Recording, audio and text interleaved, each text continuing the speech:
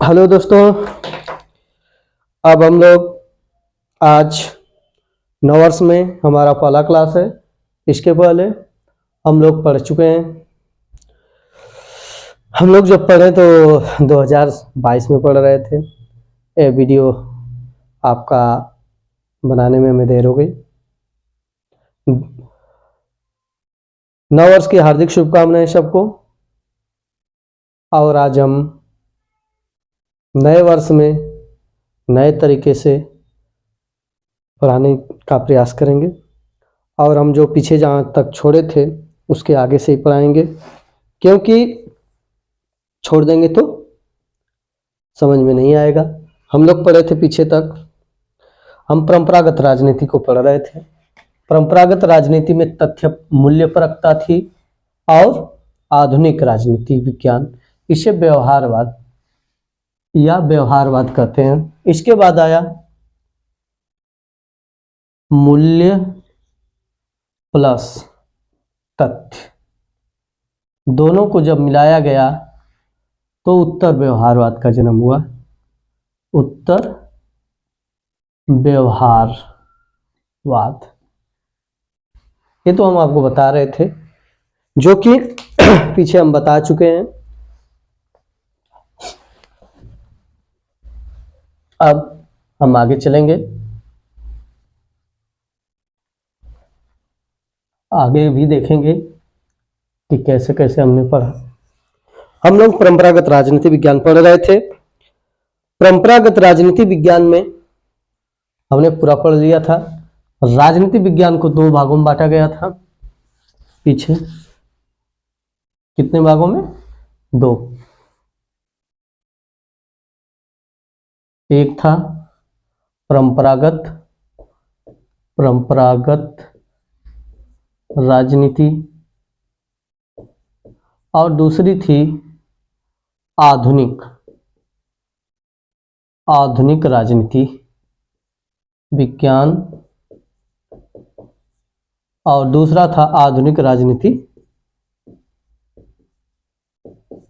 विज्ञान।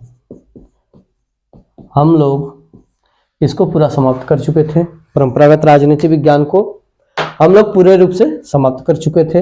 अब हमें आगे पढ़ना था। क्या करना था? आगे पढ़ना था और हम आधुनिक राजनीति विज्ञान में प्रवेश करेंगे। इतना हम लोगों ने पीछे पढ़ चुके हैं हम लोग। अब इसके बाद आज हम लोग आधुनिक राजनीति विज्ञान में पहुंचेंगे।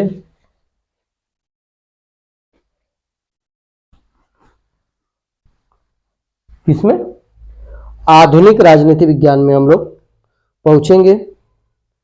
आधुनिक राजनीति विज्ञान को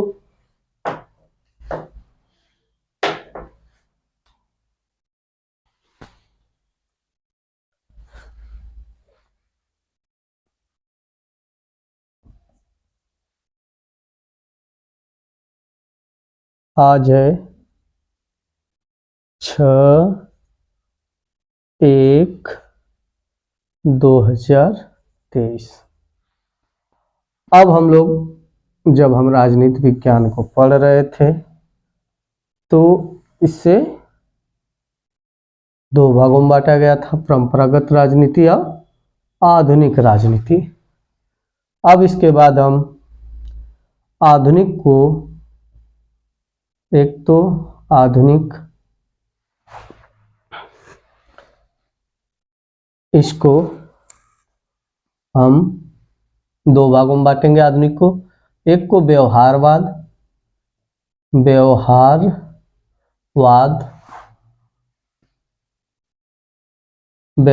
दूसरे को उत्तर व्यवहारवाद।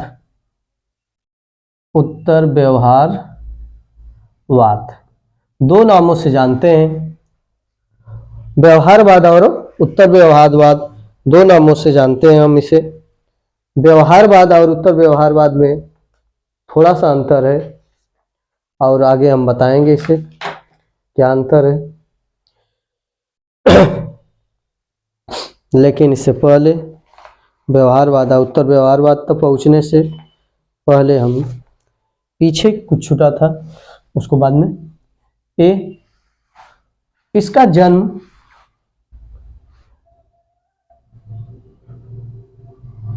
1925 ईस्वी में हुआ। उत्तर व्यवहारवाद की बात 1925 ईस्वी में की जाने लगी।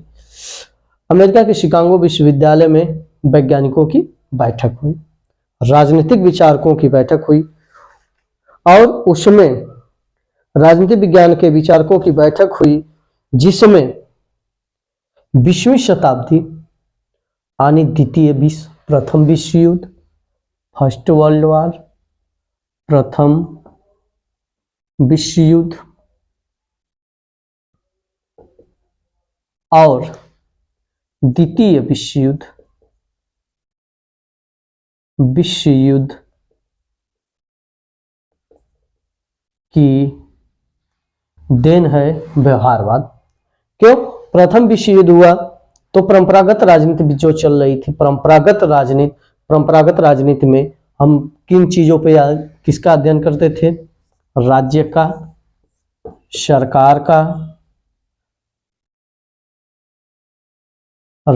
सरकार का, और कानून का।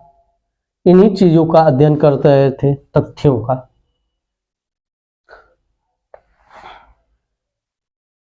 इन चीजों का अध्ययन कर रहे थे, लेकिन आधुनिक राजनीति विज्ञान क्योंकि व्यवहार का हम अध्ययन नहीं कर रहे थे, जिसकी वजह से प्रथम विश्व युद्ध हुआ और द्वितीय विश्व युद्ध हो गया। जब वैज्ञानिकों राजनीतिक विचारकों को यह समझ में आया कि इसे क्या करना चाहिए, तो इससे पहले व्यवहारवादी राजनीति विज्ञान या आधुनिक राजनीति विज्ञान या व्यवहारवादी राजनीति विज्ञान वैज्ञानिक नाम जाना जाता है।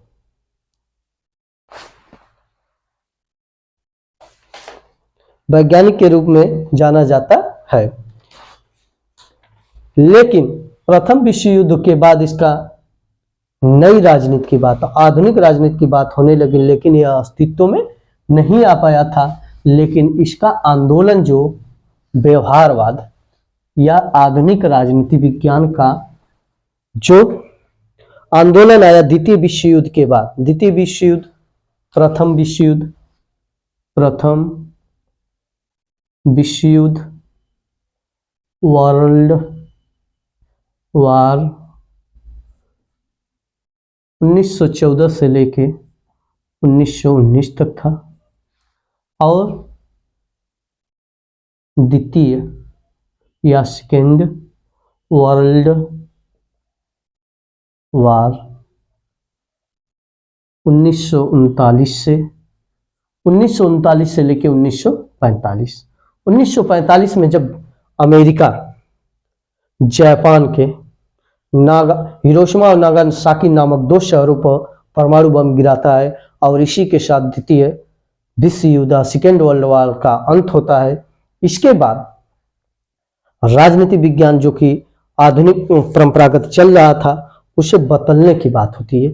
क्या होती है? बदलने की। परंपरागत हो रहा था। क्यों? क्योंकि उसमें अध्ययन किसका किया जा रहा था? राज्य का, सरकार का, कानून का, इन सब चीजों का अध्ययन किया जा रहा था। लेकिन तथ्य का अध्ययन किया जा रहा था, लेकिन मूल्यों का अध्ययन किया जा रहा था, लेकिन तथ्यों का अध्ययन नहीं किया जा रहा था।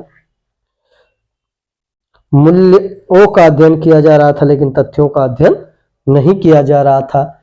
इसके बाद और जिसमें मानव के व्यवहार का अध्ययन नहीं किया जाता था, सिर्फ वहाँ की राज्य का अध्ययन किया जाता था, उसकी सरकार का अध्ययन किया जाता, सरकार का कानून का अध्ययन किया जाता था, यानी कि परंपरागत राजनीतिक चीजों में वहाँ के व्यक्तियों के व्यवहार का अध्ययन नहीं किया जाता था। लेकिन जब द्वितीय विश्व युद्ध समाप्त हुआ तो 1948 में यूनेस्को में एक बैठक हुई। यूनेस्को में एक बैठक बुलाई गई, सम्मेलन राजनीति बैठक हुई, जिसे 1948 में एक बैठक हुई जिसमें राजनीति और राजनीति शास्त्र को राजनीति विज्ञान नाम दिया गया। राजनीति विज्ञान नाम दिया गया क्योंकि हम आधुनिकता की तरफ जा रहे थे। इसके बाद क्या हुआ कि अनेक वैज्ञानिक आए, विचारक आए, वो सब कहें और इस तरह से बात हुई।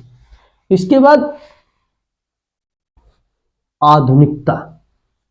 आधुनिक राजनीति विज्ञान का जन्म शिकागो विश्वविद्यालय में। आधुनिक राजनीति विज्ञान का जन्म शिकागो विश्वविद्यालय में हुआ। इसका जन्म कहाँ हुआ? शिकागो विश्वविद्यालय में। आधुनिक राजनीति विज्ञान का जन्म शिकागो विश्वविद्यालय में हुआ। आधुनिक राजनीति विज्ञान का जन्म क्यों हुआ? इसका कारण था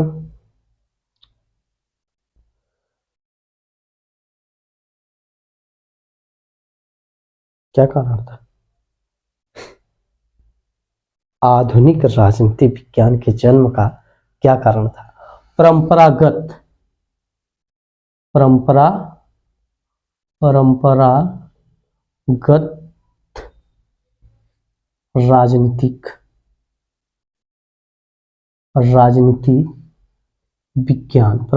राजनीति विज्ञान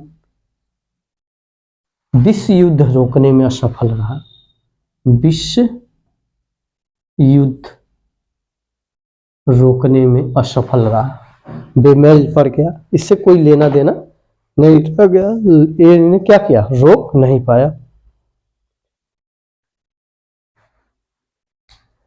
इसके बाद विश्व युद्ध रोकने में असफलता मिली, असफल रहा। इसके बाद द्वितीय विश्व युद्ध समाप्त हुआ।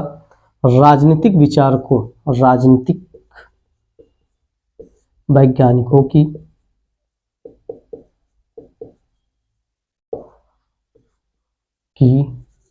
बैठक होती है, बैठक हुई जिसमें यह निर्णय लिया गया कि अब विश्व में फिर से युद्ध न हो। तो वैज्ञानिकों ने राजनीति विज्ञान का अध्ययन किया और कहा कि जो पुरानी राजनीति विज्ञान थी उसमें सिर्फ संस्थाओं का अध्ययन होता था। परंपरागत राजनीति विज्ञान में सिर्फ संस्थाओं का अध्ययन होता था, व्यक्ति के व्यवहार का अध्ययन नहीं होता था। इसलिए आधुनिक राजनीति विज्ञान में व्यक्ति के व्यवहार का अध्ययन किया जाना चाहिए कि व्यक्ति कैसा है। व्यक्ति के व्यवहार के अध्ययन की बात की गई।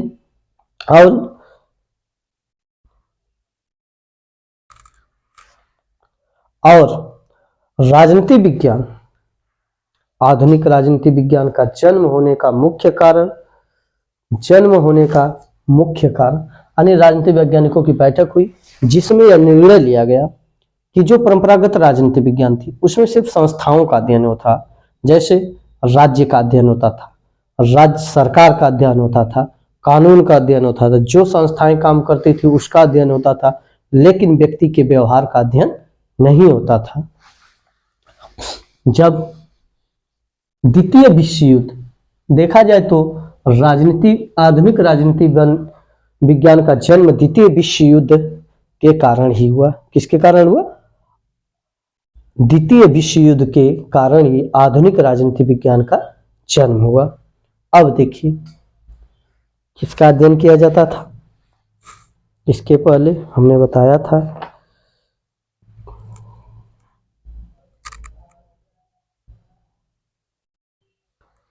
पहले परंपरागत राजनीति विज्ञान में परंपरागत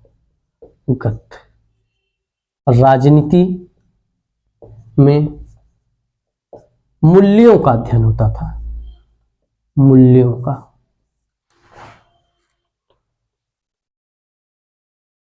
लेकिन आगे चल के क्या हुआ? आधुनिक राजनीति विज्ञान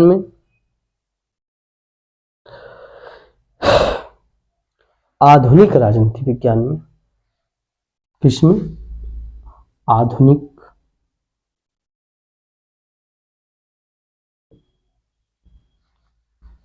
आधुनिक राजनीति में तथ्यों का अध्ययन होने लगा, तथ्यों का अध्ययन होने लगा। इसके बाद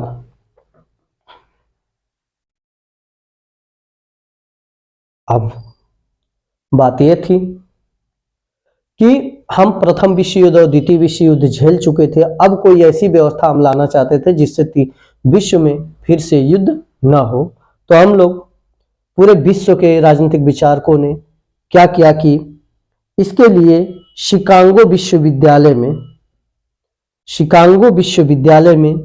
सभी राजनीतिक अमेरिका के शिकागो विश्वविद्यालय में राजनीतिक विचारकों की एक बैठक हुई, जिसमें इस पर बातचीत होने लगी कि ऐसा क्या किया जाए कि जिससे फिर से विश्व में युद्ध न हो, और आधुनिक राजनीति विज्ञान का जन्म हुआ।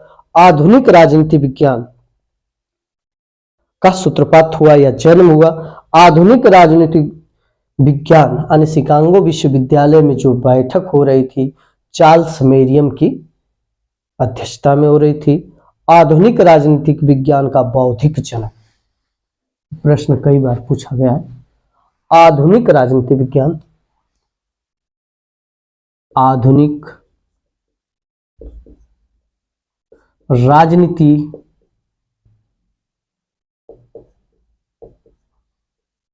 विज्ञान का बौद्धिक जनक, बौद्धिक जनक चार्ल्स मेरियम को माना जाता है। चार्ल्स मेरियम को माना जाता है, मेरियम को माना जाता है, चार्ल्स मेरियम को माना जाता है। यानी व्यवहारवादी राजनीति विज्ञान का बौद्धिक जनक, व्यवहारवादी राजनीति विज्ञान का बौद्धिक जनक चार्ल्स मेरियम को माना जाता है। किसे माना जाता है? चार्ल्स मेरियम को। फिर इसके बाद आगे हम चलते हैं, इससे वैज्ञानिक आधुनिक राजनीति विज्ञान के उदय का मुख्य कारण क्या था, कैसे हुआ? आधुनिक उपागम के उदय की मुख्य कारण, अब मुख्य भूमिका किसकी रही? यानी व्यवहारवादी राजनीति विज्ञान के जन्म में, व्यवहारवादी राजनीति विज्ञान के जन्म में मुख्य भूमिका ग्राहम वालेस, मुख्य भूमिका ग्राहम वालेस, ग्राहम वालेस की पुस्तक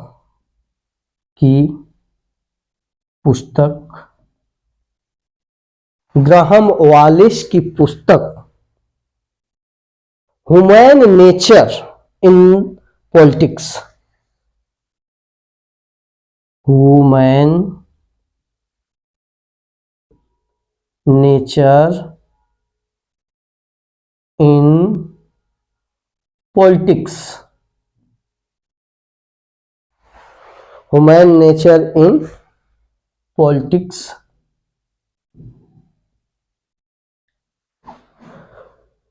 तथा, अब देखिए आधुनिक राजनीति विज्ञान का जन्म कैसे हो रहा है। ग्राहम वालेस की पुस्तक ह्यूमन नेचर इन पॉलिटिक्स तथा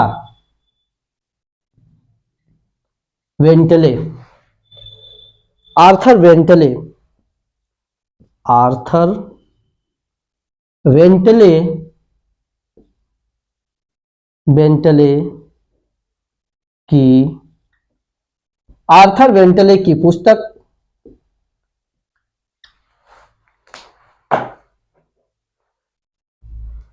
the process of government,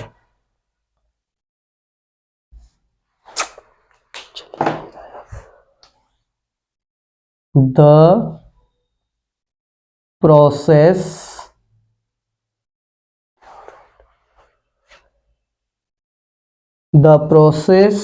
of government, the process of government में यानी आधुनिक राजनीति विज्ञान के उदय में मुख्य भूमिका इन दो पुस्तकों की है। आर्थर बेंटले की पुस्तक human nature in politics, Arthur Bentley की पुस्तक ह्यूमन नेचर इन पॉलिटिक्स तथा आर्थर बेंटले की पुस्तक ग्राहम वालेस की पुस्तक ह्यूमन नेचर एंड पॉलिटिक्स तथा आर्थर बेंटले की पुस्तक द प्रोसेस ऑफ गवर्नमेंट, इन दो पुस्तकों ने व्यवहारवादी राजनीति विज्ञान की, किसकी? व्यवहारवादी या आधुनिक राजनीति विज्ञान की नींव रखी। व्यवहारवादी राजनीति विज्ञान या आधुनिक राजनीति विज्ञान की नींव पड़ी, नींव रखी। अब देखिए, यानी जो व्यवहारवादी या आधुनिक राजनीति विज्ञान का जन्म कहाँ से हुआ? इन दोनों के पुस्तकों के अध्ययन से हुआ। इन दो वैज्ञानिकों ने ही व्यवहारवादी राजनीति विज्ञान को आगे बढ़ाया, नींव रखी। अब आगे चलते हैं। ग्राहम वालेस, कौन? ग्राहम वालेस ने मनोविज्ञान की प्रेरणा से राजनीति विज्ञान के अध्ययन में व्यक्ति के व्यवहार की प्रमुखता दी। ग्राहम वालेस ने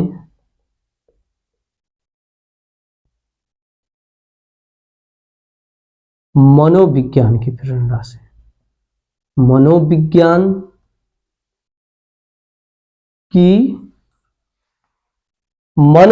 की प्रेरणा से राजनीति विज्ञान में, किसमें? राजनीति विज्ञान में ग्राहम वालेस ने मनोविज्ञान की प्रेरणा से राजनीति विज्ञान में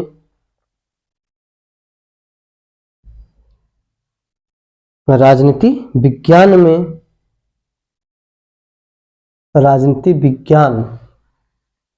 के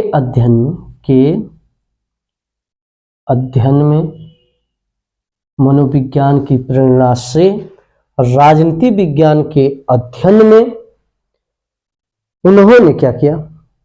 अध्ययन में व्यक्ति के व्यवहार को प्रमुखता दिया, यानी अध्ययन में व्यक्ति के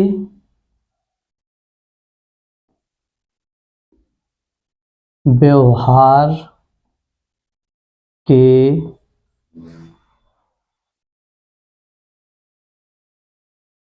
अध्ययन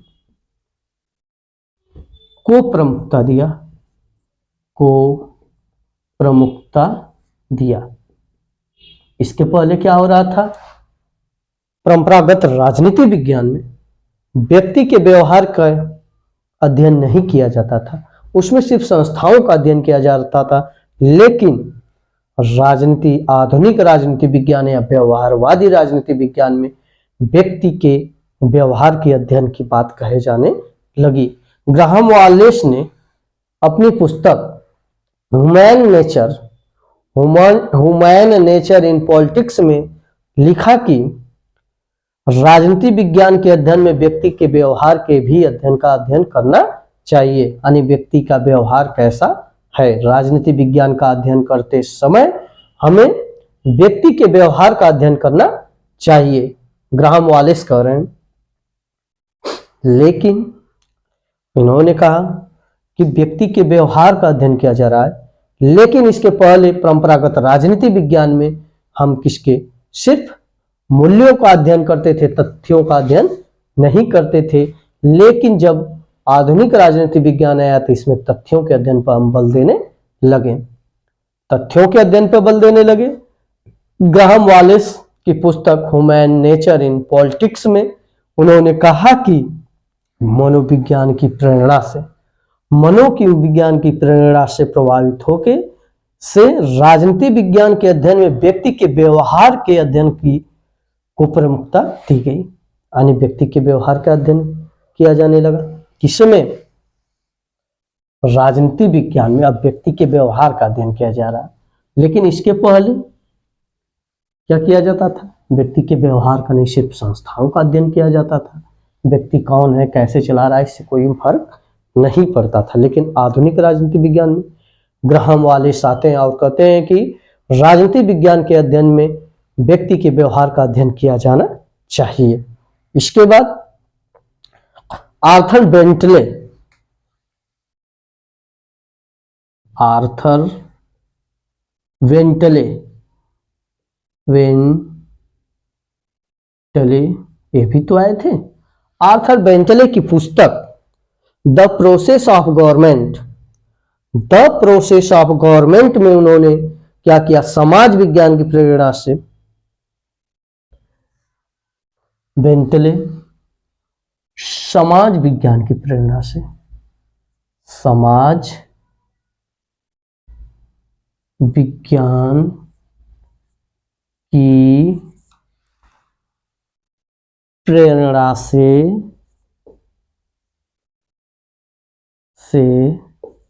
राजनीति विज्ञान के अध्ययन में, समाज विज्ञान की प्रेरणा से राजनीति विज्ञान की, राजनीति विज्ञान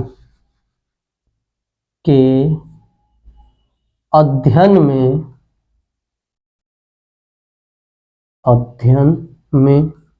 राजनीति विज्ञान के अध्ययन में समूहों के व्यवहार पर अपना ध्यान केंद्रित किया। समूहों के व्यवहार पर अपना ध्यान केंद्रित किया, ध्यान केंद्रित किया, यानी अब देखिए दो चीजें समझ में निकल के आई। पहली चीज यह थी कि ग्राहम वालेस आते हैं, व्यक्ति के व्यवहार के अध्ययन की बात करते हैं। किसके? व्यक्ति के व्यवहार के अध्ययन की बात करते हैं। लेकिन इसके बाद आते हैं आर्थर बेंटले, वो मनोविज्ञान की प्रेरणा से व्यक्ति के व्यवहार के अध्ययन की बात करते हैं। लेकिन जब आर्थर बेंटले आते हैं तो वो कहते हैं कि समाज विज्ञान की प्रेरणा से, किसके? समाज विज्ञान, समाज के विज्ञान की प्रेरणा से वह व्यक्ति के अध्ययन का नहीं, व्यक्तियों के समूह के अध्ययन की बात करते हैं। यानी जो व्यक्तियों का समूह है उस अध्ययन की बात करते हैं, जो व्यक्तियों का समूह चुन के आता है हमारी संसद में उसके अध्ययन की बात करते हैं। दोनों आ गए। यहीं से आधुनिक राजनीति विज्ञान की नींव पड़ती है।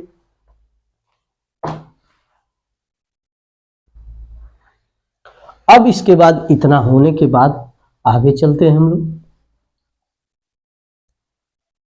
आगे क्या होता है?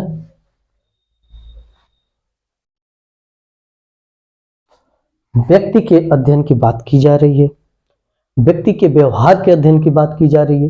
लेकिन हम इसके पहले जब परंपरागत राजनीति विज्ञान पढ़ रहे थे तो उसमें सिर्फ संस्थाओं के अध्ययन की बात की जाती थी, सिर्फ आत्मनिष्ठता की बात की जाए, सरकार की बात की जाए, संप्रभुता का अध्ययन की बात की जाती थी, आदर्शवादी दृष्टिकोण था, चिंतन मूलक पद्धति थी और निगमन पद्धति थी, ऐतिहासिक दार्शनिक, यानी हम इतिहास की चीजों पर ही ध्यान केंद्रित करते थे। लेकिन इसमें ऐसा कुछ नहीं था।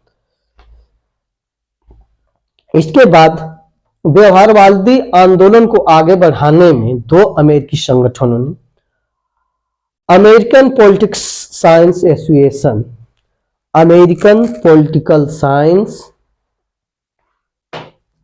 इसमें दो संगठनों ने, यानी आधुनिक राजनीति विज्ञान के जन्म में दो संगठनों ने मुख्य भूमिका निभाई। कितने संगठनों ने? दो। पहला था American political science association, American political science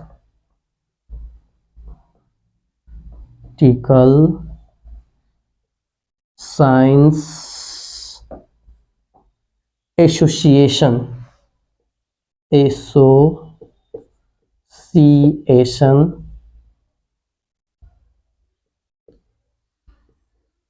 पहला था।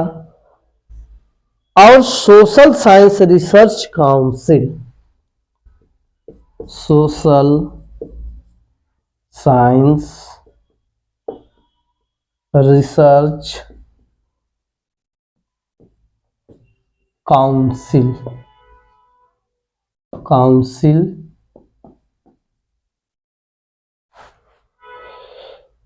ने प्रमुख भूमिका निभाई। इसके पहले क्या आया था, ग्राहम वालेस और आर्थर बेंटले आ गए थे। ग्राहम वालेस ने कहा था व्यक्ति के व्यवहार का अध्ययन किया जाना चाहिए, लेकिन आर्थर बेंटले ने कहा जो व्यक्तियों के समूह है उन सबके व्यवहार का अध्ययन किया जाना चाहिए। इसके बाद दो संगठन आते हैं, पहला है एसयूएस, अमेरिकन पॉलिटिकल साइंस एसोसिएशन, और सोशल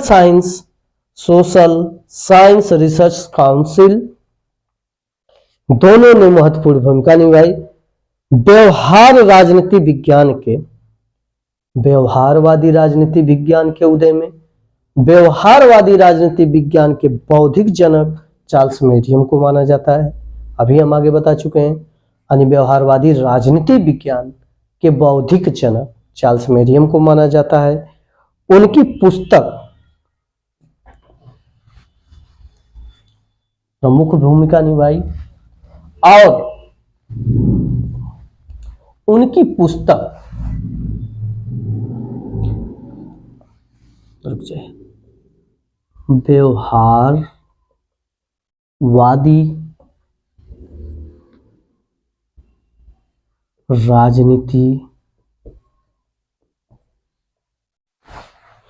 व्यवहारवादी राजनीति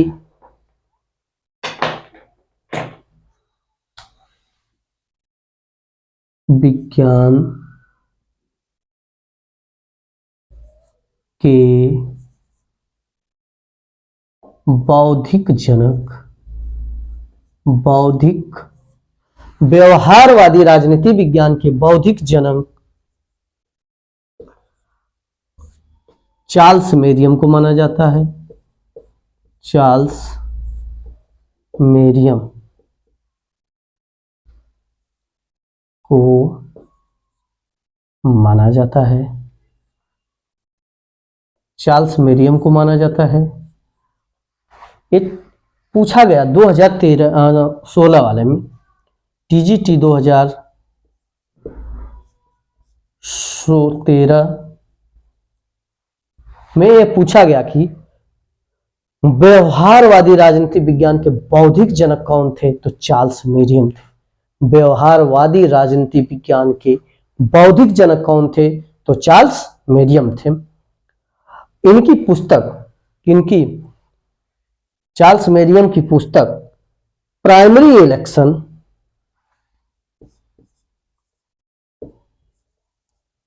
प्राइमरी इलेक्शन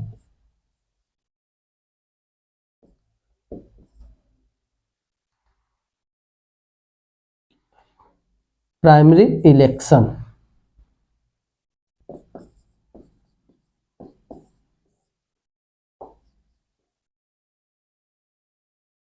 प्राइमरी इलेक्शन 1905, यानी ये पुस्तक कब लिखी गई, 1905 ने महत्वपूर्ण भूमिका निभाई। किसमें, व्यवहारवाद के जन्म में, व्यवहारवाद के उदय में इन्होंने प्रमुख भूमिका निभाई, चार्ल्स मेरियम की पुस्तक ने। इसके बाद होता क्या है, आगे चलेंगे। प्रमुख भूमिका निभाई, इसके बाद देखिए व्यवहारवाद का जन्म हो रहा है, कैसे कैसे क्या क्या चीजें आ रही हैं। बौद्धिक व्यवहारवाद राजनीतिक विज्ञान के जनक चार्ल्स मेरियम को माना जाता है। इनकी पुस्तक है प्राइमरी इलेक्शन, 1905 में लिखी गई। 1925 में अमेरिका के शिकागो विश्वविद्यालय में, कहां पे, अमेरिका के शिकागो विश्वविद्यालय में चार्ल्स मेरियम की अध्यक्षता में, चार्ल्स मेरियम की अध्यक्षता में, मेरियम की अध्यक्षता में, अध्यक्षता में, कब, 1925 1925 में चार्ल्स मेरियम की अध्यक्षता में राजनीति शास्त्रियों की एक बैठक होती है, जिसमें इस बात पर विचार किया गया कि युद्ध का मूल कारण क्या रहा। 1950 में चार्ल्स मेरियम की अध्यक्षता में एक बैठक हुई। फर्स्ट वर्ल्ड वार हो चुका था। वार 1914 से लेके 1919 तक। इसके बाद बैठक हो रही है चार्ल्स मेरियम की अध्यक्षता में शिकागो विश्वविद्यालय में। कहां पे? शिकागो विश्वविद्यालय में एक बैठक हुई, जिसमें युद्ध के कारणों का पता लगाने की बात हुई। विचार किया गया कि युद्ध का मूल कारण क्या रहा। इसमें यह तय किया गया कि युद्ध का मूल कारण परंपरागत राजनीति शास्त्रियों ने अब तक अपने अध्ययन का केंद्र केवल संस्थाओं को अध्ययन बनाया था। यानी प्रथम विश्व युद्ध का मूल कारण इस बैठक में यह निकल के आया, परंपरागत राजनीति। क्या निकल के आया? परंपरागत राजनीति। परंपरागत राजनीति निकल के आई। क्यों? परंपरागत राजनीति में सिर्फ संस्थाओं का अध्ययन किया जाता था। संस्थाओं का परंपरागत राजनीति मूल कारण निकल के आया कि जो परंपरागत राजनीति थी, परंपरागत राजनीति में क्या होता था कि किसका अध्ययन किया जाता था? सिर्फ संस्थाओं का अध्ययन किया जाता था। मनुष्य के राजनीतिक व्यवहार की उपेक्षा की जाती थी। मनुष्य के व्यवहार की उपेक्षा की जाती थी। राजनीतिक व्यवहार का अध्ययन नहीं किया जाता था। किसमें? परंपरागत में। जब ये बैठक हो रही है, अभी उदय होने वाला है किसका? आधुनिक राजनीति विज्ञान का। इसके बाद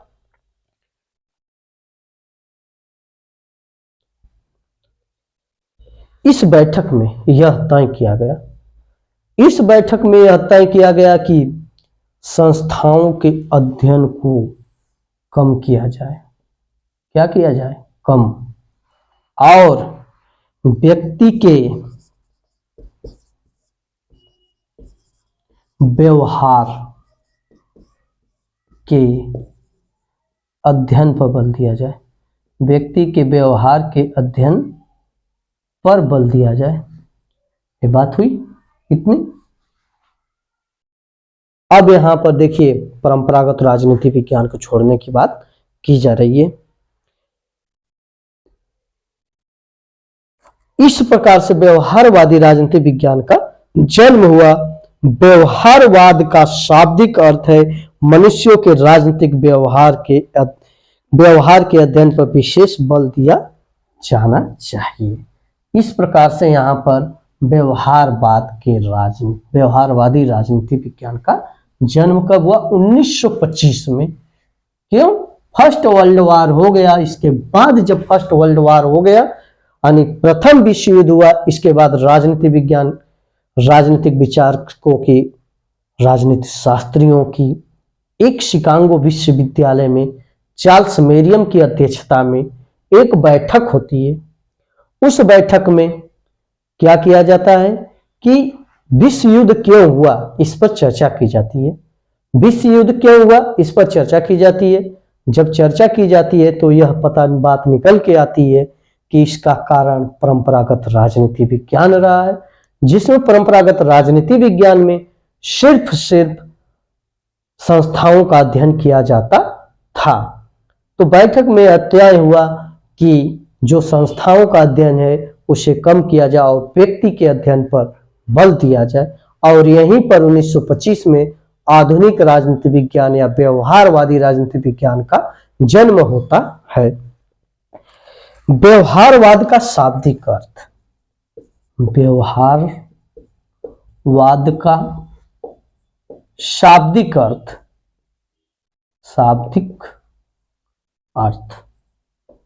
व्यवहारवाद का शाब्दिक अर्थ क्या होता है?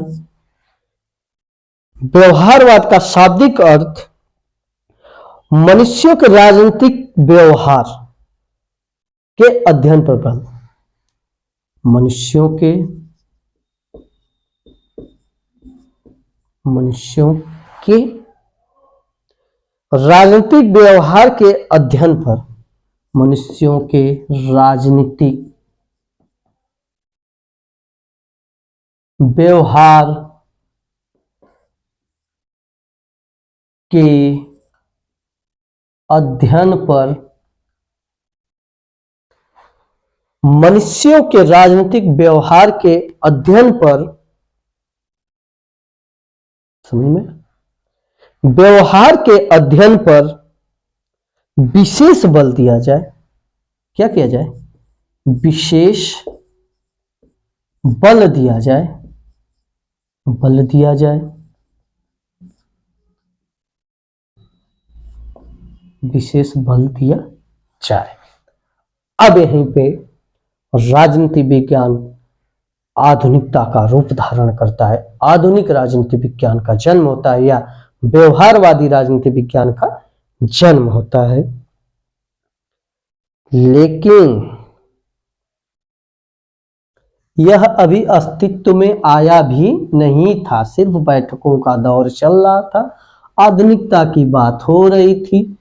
आने संस्थाओं के अध्ययन की जगह किसका अध्ययन किया जा रहा था? 1925 से कहानी शुरू हुई थी और चल रही थी। संस्थाओं के अध्ययन की जगह व्यक्ति के व्यवहार के अध्ययन की बात की जा रही थी। तब तक आ जाता है 1939 सेकेंड वर्ल्ड वार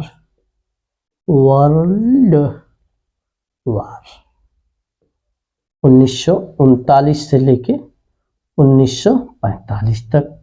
इसकी स्थिति और भयावह हुई। विश्व में बहुत सारे लोग मारे गए। अंततः यह युद्ध परमाणु हथियारों के प्रयोग के बाद ही बंद हुआ। अमेरिका ने जापान के ऊपर, जापान के 2 शहरों पर, हिरोशिमा और नागासाकी पे परमाणु हथियारों का प्रयोग किया, बम गिराया। इसके बाद द्वितीय विश्व युद्ध समाप्त होता है। द्वितीय विश्व युद्ध समाप्त होने के बाद फिर राजनीति शास्त्रियों की बैठक होती है और द्वितीय विश्व युद्ध के बाद ही देखा जाए तो व्यवहारवादी या राजनीति विज्ञान अस्तित्व में, आधुनिक राजनीति विज्ञान अस्तित्व में आता है। व्यवहारवादी राजनीति विज्ञान पूरी तरह से व्यवहारवादी राजनीति विज्ञान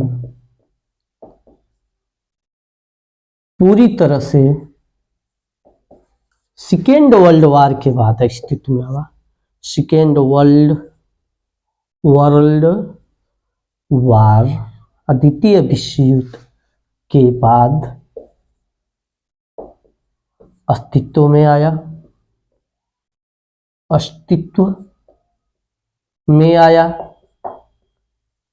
देखो कितना बचा, अस्तित्व में आया। इसके बाद द्वितीय विश्व युद्ध के अस्तित्व में आया। अब यह द्वितीय विश्व के बाद अस्तित्व में, व्यवहारवाद से प्रमुख तथ्य निम्नलिखित है। अब व्यवहारवाद के तथ्य क्या है, इसको पूरी तरह से हम जानेंगे। इसको 2 भागों में बांटा गया। कितने भागों में? 2 भागों में। एक व्यवहारवाद, दूसरा हुआ उत्तर व्यवहारवाद। इसका जन्म 1950 में हुआ, इसका जन्म 1969 में हुआ। इसके जनक डेविड स्टन को माने जाते हैं, और इसके जनक भी डेविड स्टन ही हैं, डेविड स्टन। अब देखिए अंतर क्या है दोनों में। जब हम परंपरागत राजनीति विज्ञान से मूल्यों की जगह तथ्यों के अध्ययन पर बल देते थे। किसके अध्ययन पर?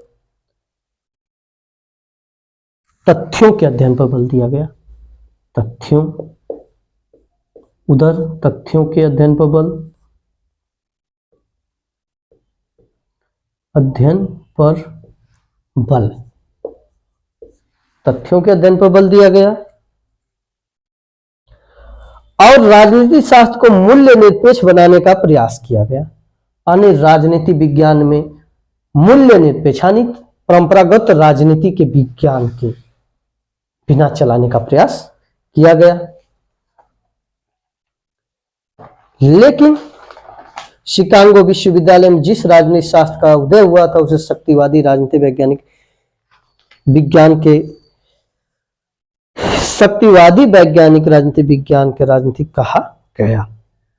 इसे दूसरा शक्तिवादी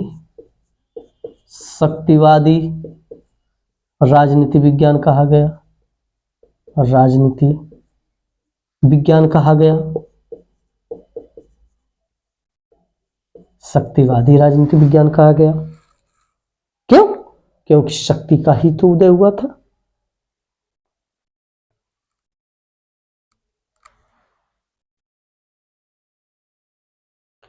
व्यवहारवादी राजनीति विज्ञान को, अब आगे चलेंगे थोड़ा सा। आज के लिए बस इतना। अब अगले वीडियो में, आज इतना जान लीजिए, फिर अगले वीडियो में बताएंगे।